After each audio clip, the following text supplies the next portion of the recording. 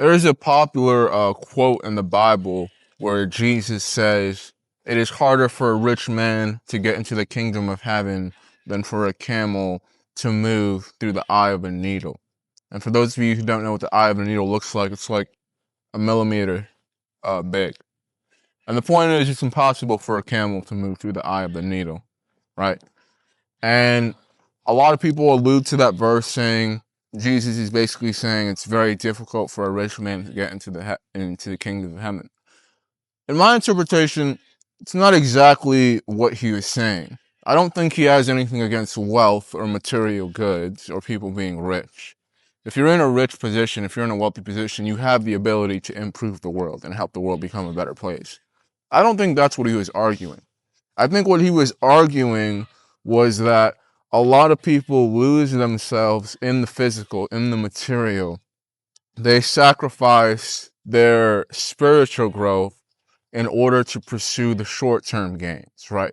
They say one of the biggest enemies to enlightenment is your physical desires, and you have to take a step back and zoom out in order to pursue that path of spirituality, that pursuit of growth, that pursuit of maturing spiritually, right?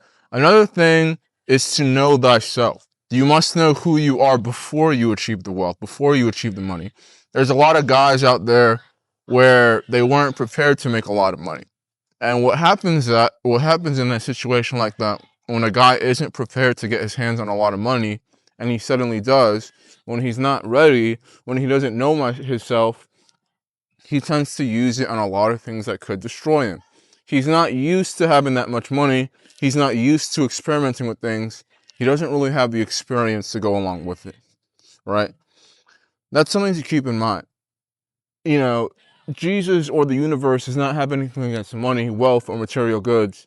It has to do more like as a warning. That verse kind of functions as a warning on how that material goods, on how that wealth could destroy you if you aren't careful.